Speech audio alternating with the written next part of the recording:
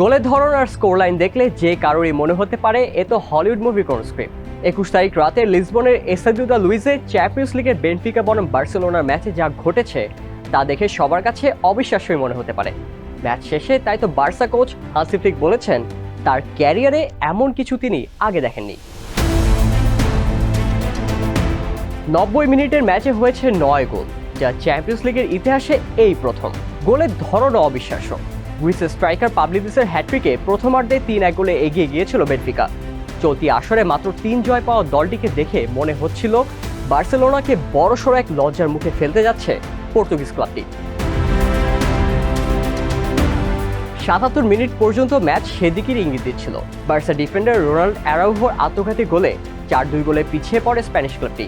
কিন্তু এরপরে যেন অদম্য গল্প লিখল ব্লাউগ্রানারা। 2 গোলে পিছিয়ে পড়ে শেষ 19 মিনিটে আরও 3 গোল করে জয় নিয়ে মাঠ ছাড়ে হান্সি ফ্লিকের শিষ্যরা, যেখানে জয় নায়ক রাফিনিয়া।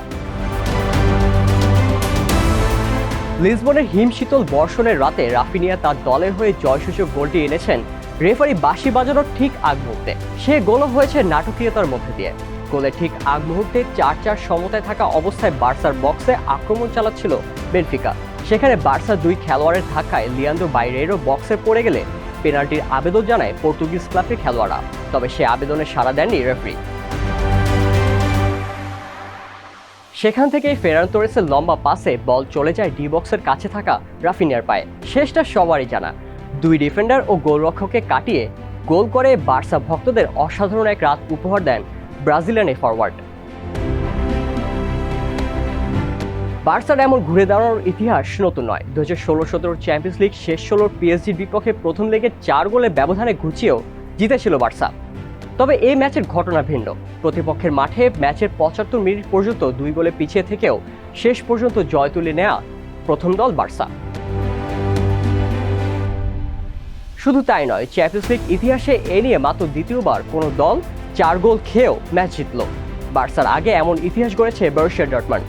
2016 সালের নভেম্বরে লেগিয়ে ওয়ারেসকে 8-4 গোলে হারিয়েছিল জার্মান ক্লাবটি। ম্যাচের প্রথমার্ধে 30 মিনিটে হ্যাট্রিক করে বার্সাকে স্তব্ধ করে দিয়েছিল বেনফিকার ফরওয়ার্ড পাবলিদিস। চ্যাম্পিয়ন্স লিগের ইতিহাসে যা তৃতীয় দ্রুততম হ্যাট্রিক। 2022 সালে সালজবার্গের বিপক্ষে রবার্ট লেভানডস্কির 23 মিনিটের মধ্যে হ্যাট্রিকটাই এখন পর্যন্ত দ্রুততম।